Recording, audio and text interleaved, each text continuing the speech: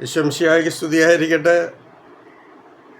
യെശയ്യായുടെ പുസ്തകം 59-ാം അധ്യായം 1 മുതലുള്ള തിരുവചനങ്ങളൊന്ന് വായിക്കാം.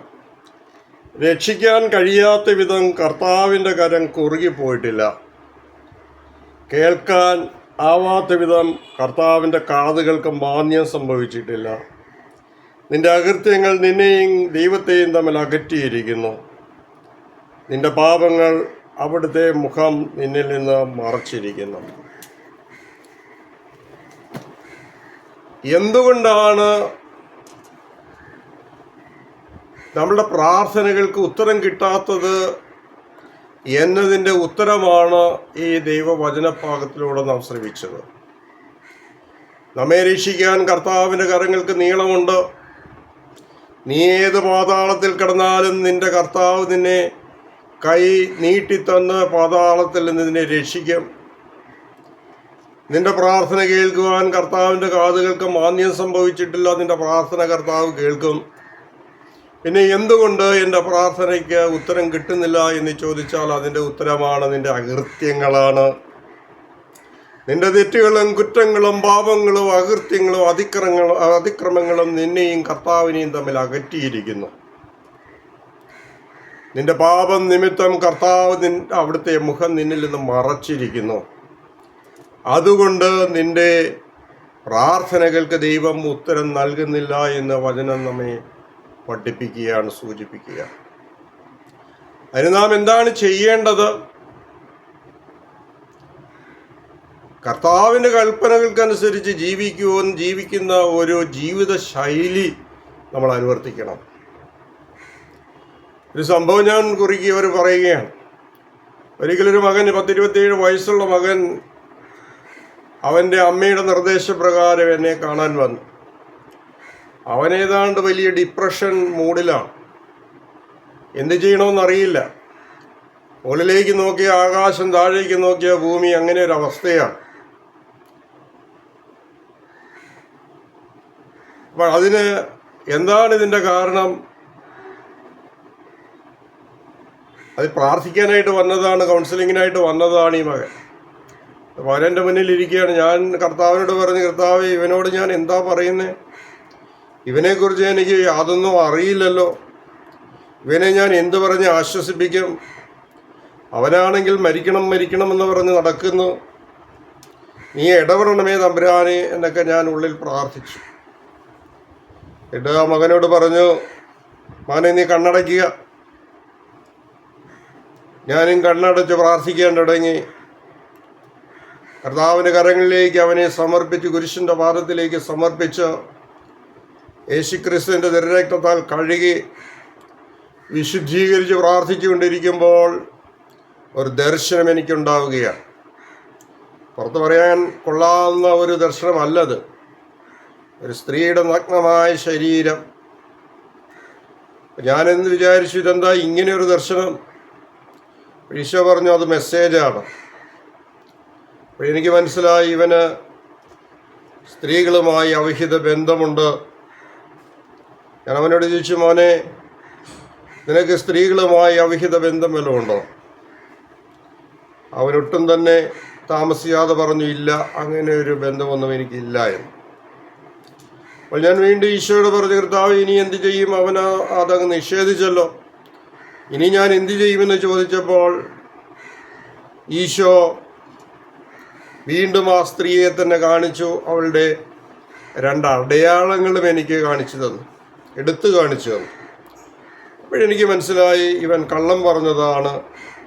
ഞാൻ അവനോട് പറഞ്ഞു, കർത്താവിനോട് നീ സഹകരിക്കണം. കർത്താവിനോട് നീ സഹകരിച്ചാൽ നീ രക്ഷ പ്രാപിക്കും. നീ എന്തിനാ ഇവിടെ വന്നത്? നിന്റെ വിഷയം എന്താണ്? അനുഗ്രഹത്തിന് തടസ്സമായിരിക്കുന്ന വിഷയം എന്താണെന്ന് അറിയുന്നതിനും പ്രാർത്ഥിക്കുന്നതിനും വേണ്ടിയാണ്. നീ കർത്താവിനോട് സഹകരിക്കണം. അപ്പോഴവൻ പറഞ്ഞു, അത് എൻ്റെ സുഹൃത്തിൻ്റെ ഭാര്യയാണ്. അവൻ സമ്മതിക്കുകയാണ്. അവന് മറ്റ് സ്ത്രീകളുമായി അവിഹിത ബന്ധമുണ്ട് എന്ന് അവൻ സമ്മതിച്ചു. ഞാൻ അവനോട് പറഞ്ഞു, മോനെ, മാരകമായ പാപത്തിൻ്റെ പിടിയിലാണ് നീ. 6-ാം പ്രമാണം നീ വ്യഭിചാരം ചെയ്യരുത് എന്നുള്ള കൽപ്പന നീ ലംഘിച്ചിരിക്കുന്നു. അന്യന്റെ ഭാര്യയെ മോഹിക്കരുത് എന്നുള്ള കൽപ്പന നീ ലംഘിച്ചിരിക്കുന്നു. നീ വിശ്വസ്തത, ദൈവത്തോടും സഹോദരനോടുമുള്ള വിശ്വസ്തത നീ പാലിക്കുന്നില്ല. അതുകൊണ്ട് നീ എന്ത് ചെയ്യണം? നീ മനസ്തപിക്കണം, തെറ്റ് ഏറ്റുപറയണം. പാപത്തെക്കുറിച്ചും നീതിയെക്കുറിച്ചും ന്യായവിധിയെക്കുറിച്ചും ബോധ്യം നൽകുന്ന ഒരു തമ്പുരാൻ, ഒരു കർത്താവ്, ഒരു പരിശുദ്ധാത്മാവ് നമുക്കുണ്ട്. ആ പരിശുദ്ധാത്മാവിനോട് നീ പ്രാർത്ഥിക്കണം. പരിശുദ്ധാത്മാവ് നിന്റെ കാര്യത്തിൽ ഇടപെടും. നീ ആദ്യം പോയി നല്ലൊരു കുമ്പസാരം നടത്തണം. പാപങ്ങളെല്ലാം എഴുതി വെച്ച് 1-ാം പ്രമാണം മുതൽ 10-ാം പ്രമാണം വരെയുള്ള എല്ലാ പാപത്തിൻ്റെ പട്ടികകളും പ്രമാണങ്ങളും അതിൻ്റെ ലംഘനങ്ങളും ഒക്കെ നീ എഴുതി വയ്ക്കണം. തിരുസഭയുടെ കൽപ്പനകൾക്കെതിരായി ചെയ്തിട്ടുള്ള പാപങ്ങളെക്കുറിച്ച് നീ മനസ്തപിക്കണം. മൂലപാപങ്ങൾ അതും ഓരോന്നോരോന്നായി എടുത്ത് അതിനെതിരായി ചെയ്തിരിക്കുന്ന പാപങ്ങളെക്കുറിച്ചെല്ലാം ഒരു പട്ടിക ഉണ്ടാക്കി നല്ല ഒരു കുമ്പസാരം നീ എത്രയും വേഗം നടത്തണം. മാത്രമല്ല, ദൈവവചനം കേൾക്കണം. അതിനെ അടുപ്പിച്ച് 3 ധ്യാനം നീ കൂടണം. ദൈവത്തിൻ്റെ വചനം രക്ഷയിലേക്ക് നയിക്കുന്ന ദൈവത്തിൻ്റെ ശക്തിയാണെന്ന് റോമാലേഖനത്തിൻ്റെ 1:16 നമ്മൾ വായിക്കുന്നുണ്ട്. ഈ വചനം കേൾക്കുമ്പോൾ നിന്നിലേക്ക് ദൈവത്തിൻ്റെ ശക്തി കടന്നു വരികയും ആ ശക്തിക്കനുസൃതമായ ഒരു രൂപാന്തരീകരണം നിൻ്റെ ജീവിതത്തിൽ ഉണ്ടാവുകയും ചെയ്യും. മാത്രമല്ല, വചനം കേൾക്കുമ്പോൾ ദൈവത്തിൻ്റെ വചനം പറയുന്നു, റോമാലേഖനത്തിൻ്റെ 10-ാം അധ്യായത്തിൻ്റെ 17-ാം തിരുവചനം പറയുന്നു, വിശ്വാസം കേൾവിയിൽ നിന്നും, കേൾവി യേശുക്രിസ്തുവിനെ പറ്റിയുള്ള പ്രസംഗത്തിൽ നിന്നുമാണ്. അപ്പം യേശുക്രിസ്തുവിനെ പറ്റിയുള്ള പ്രസംഗം കേൾക്കുമ്പോൾ നിന്നിൽ വിശ്വാസം വർദ്ധിക്കും. അതുകൊണ്ട് നീ ഉടനെ ധ്യാനം കൂടണം, 3 ധ്യാനം കൂടണം. അവന് വേണ്ടി പ്രാർത്ഥിച്ചു. അവനിലുള്ള എല്ലാ തിന്മകളെയും പൈശാചിക ശത്രുതകളെയും എല്ലാം ബന്ധിച്ച് ബഹിഷ്കരിച്ച് പ്രാർത്ഥിച്ച് അപ്പോൾ തന്നെ അവൻ്റെ മുഖത്തിന് വലിയ പ്രസന്നതയുണ്ടായി, വലിയ സന്തോഷത്തിൻ്റെ ഭാവം. അവൻ അതെല്ലാം ഉൾക്കൊണ്ടുകൊണ്ട് നേരെ ധ്യാനകേന്ദ്രത്തിലേക്കാണ്. ധ്യാനകേന്ദ്രത്തിനടുത്താണ് അവൻ്റെ വീട്. അവിടെ ചെന്ന് ദിവ്യകാരൻ ഈശോയുടെ മുൻപിലേക്ക് കയറി അവിടെ മുട്ടുകുത്തി, ഈശോയെ, നീ എൻ്റെ ഹൃദയം കാണുന്നവനാണല്ലോ. എൻ്റെ ചിന്തകളും എൻ്റെ വ്യാപാരങ്ങളും എൻ്റെ തെറ്റുകളും എൻ്റെ കുറ്റങ്ങളും എൻ്റെ പാപങ്ങളും എൻ്റെ അകൃത്യങ്ങളും എൻ്റെ അതിക്രമങ്ങളും എല്ലാം നിൻ്റെ മുൻപിലുണ്ടല്ലോ. അതുകൊണ്ടാണല്ലോ നീ ആ സഹോദരനോട് എന്നോട് സംസാരിച്ചത്. കർത്താവേ, മാപ്പ് എന്നൊക്കെ പറഞ്ഞ് ദിവ്യകാരൻ ഈശോയുടെ മുമ്പിലിരുന്ന് അവൻ മനസ്തപിച്ച് പ്രാർത്ഥിച്ചു കൊണ്ടിരിക്കുമ്പോൾ ആ ധ്യാന കേന്ദ്രത്തിലെ ഒരു വൈദികൻ അവിടേക്ക് കടന്നു വന്നു. അവൻ ചെന്ന് അച്ഛനോട് പറഞ്ഞു, അച്ഛാ, എനിക്ക് ഇപ്പോൾ തന്നെ കുമ്പസാരിക്കണം. അച്ഛൻ കുമ്പസാരക്കൂട്ടിൽ കൊണ്ടുപോയി അവനെ നല്ലൊരു കുമ്പസാരം കൊടുത്തു. പാപമോചനം അവന് ലഭിച്ചു. എന്തുകൊണ്ടാണ് നീ ഒരു പാപമോചനം അല്ലെങ്കിൽ കുമ്പസാരം നടത്തണമെന്ന് ഞാൻ അവനെ ഉപദേശിച്ചതെന്നറിയാമോ? 1 യോഹന്നാൻ 1:9 ഇങ്ങനൊരു വചനമുണ്ട്, നാം നമ്മളുടെ പാപങ്ങൾ ഏറ്റുപറയുന്നു എങ്കിൽ അവൻ വിശ്വസ്തനും നീതിമാനുമാകിയാൽ നമ്മുടെ പാപങ്ങൾ ക്ഷമിക്കുകയും എല്ലാ അനീതികളിലും നമ്മെ വിശുദ്ധീകരിക്കുകയും ചെയ്യും. അത് യേശുക്രിസ്തുവിൻ്റെ വാഗ്ദത്തമാണ്. അപ്പോൾ എന്ത് ചെയ്യണം? നമ്മുടെ പാപങ്ങൾ ഏറ്റുപറയണം. നമ്മുടെ പാപങ്ങൾ ഏറ്റുപറയുമ്പോൾ അവൻ വിശ്വസ്തനായതുകൊണ്ട്, യേശുക്രിസ്തു വിശ്വസ്തനായതുകൊണ്ട്, അവൻ നീതിമാനായതുകൊണ്ട് നമ്മളുടെ പാപങ്ങൾ ക്ഷമിക്കുകയും എല്ലാ അനീതികളിൽ നിന്ന് നമ്മെ വിശുദ്ധീകരിക്കുകയും ചെയ്യും. ഇത് യേശുവിൻ്റെ വാഗ്ദത്തമാണ്. എബ്രായ ലേഖനത്തിൻ്റെ 10-ാം അധ്യായത്തിൻ്റെ 10 നമ്മൾ വായിക്കുന്നുണ്ട്, യേശു ക്രിസ്തുവിൻ്റെ ശരീരം എന്നേക്കുമായി ഒരിക്കൽ സമർപ്പിക്കപ്പെട്ടത് വഴി നാം വിശുദ്ധീകരിക്കപ്പെട്ടിരിക്കുന്നു. അതെ, നമ്മളുടെ വിശുദ്ധീകരണം യേശു ക്രിസ്തുവിൻ്റെ ബലിയർപ്പണം മുഖാന്തിരം യേശു നമുക്ക് നേടിത്തന്ന ഒന്നാണ്. അത് തന്നെ 1 പത്രോസ് 2:24 നമ്മൾ വായിക്കുന്നുണ്ട്, നമ്മുടെ പാപങ്ങൾ സ്വന്തം ശരീരത്തിൽ സ്വീകരിച്ചുകൊണ്ട് അവിടുന്ന് കുരിശിൽ കയറി. അത് നാം പാപത്തിൽ മരിച്ച് നീതിക്കായി ജീവിക്കേണ്ടതിനാണ്. അത് യേശുക്രിസ്തു നമ്മളുടെ പാപങ്ങളെല്ലാം അവിടുത്തെ ശരീരത്തിലേക്ക് കുരിശിലേക്ക് ആവാഹിച്ചെടുത്തു. മനുഷ്യകുലത്തിൻ്റെ മുഴുവൻ പാപപരിഹാര ബലിയായി അവിടുന്ന് മാറി. നമ്മളുടെ തെറ്റുകൾക്കും കുറ്റങ്ങൾക്കും പാപങ്ങൾക്കും അകൃത്യങ്ങൾക്കും അതിക്രമങ്ങൾക്കും നമുക്ക് കിട്ടേണ്ട ശിക്ഷ അവിടുന്ന് ഏറ്റെടുത്തുകൊണ്ട് അവിടുത്തേക്ക് മാത്രം അർഹമായ ദൈവിക നീതി നമുക്ക് അവിടുന്ന് നൽകി. എന്താണ് ഈ ദൈവിക നീതി?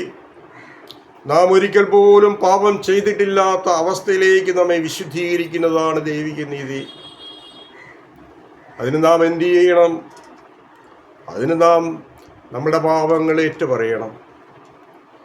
നമ്മുടെ പാപങ്ങൾ ഏറ്റുപറയുമ്പോൾ നമ്മളുടെ ആത്മാവിൽ പറ്റിപ്പിടിച്ചിരിക്കുന്ന ചെറുതും വലുതുമായ എല്ലാ പാപക്കറകളെയും യേശുവിൻ്റെ രക്തത്താൽ കഴുകി വിശുദ്ധീകരിച്ച് ഒരു വിശുദ്ധനും വിശുദ്ധിയുമായി നമ്മെ യേശു രൂപാന്തരപ്പെടുത്തും. ഈ നോമ്പുകാലത്ത് നമുക്ക് ഈ പാപബോധമുണ്ടാകാം, നമുക്ക് പശ്ചാത്തപിക്കാം,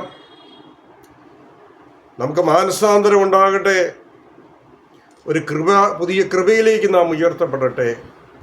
ഒരു പുതിയ മനുഷ്യനായി, യേശു ക്രിസ്തുവിലുള്ള പുതിയ മനുഷ്യനായി നമുക്ക് രൂപാന്തരപ്പെടാം.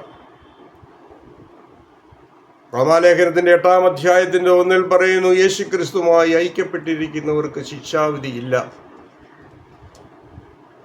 ഈ ശിക്ഷാവിധിയിൽ നിന്ന് രക്ഷ നേടുവാനുള്ള ഏകമാർഗം യേശു ക്രിസ്തുവുമായി ഐക്യപ്പെടുക. അതിന് വിശുദ്ധ കുമ്പസാരം അത് സഭ മനുഷ്യർക്ക്, വിശ്വാസികൾക്ക് നൽകിയിട്ടുള്ളതാണ്. ഈ കുമ്പസാരത്തിലൂടെ നമുക്ക് ദൈവാനുഗ്രഹം പ്രാപിക്കാം. ഈശോ പറഞ്ഞു, പത്രോസിനോട് പറഞ്ഞു, പത്രോസേ, നീ ആരുടെയൊക്കെ പാപങ്ങൾ ബന്ധിക്കുന്നുവോ, ഭൂമിയിൽ ബന്ധിക്കുന്നുവോ, അത് സ്വർഗത്തിലും ബന്ധിക്കപ്പെട്ടിരിക്കും.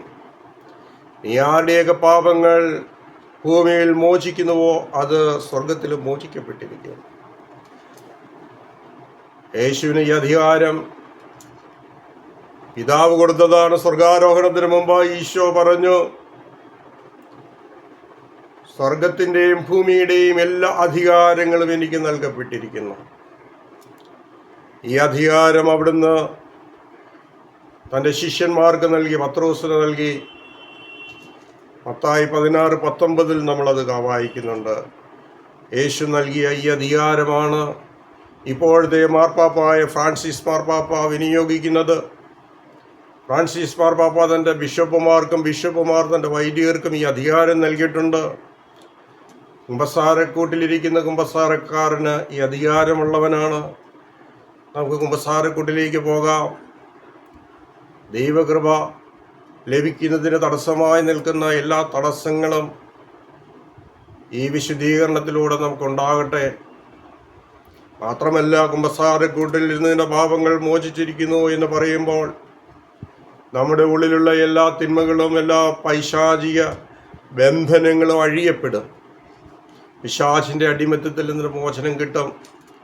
തിന്മയിലേക്ക് നയിക്കുന്ന പിശാചിനെ ഓടിക്കുവാൻ പറ്റിയ ഏറ്റവും പറ്റിയ മാർഗമാണ് കുമ്പസാരം.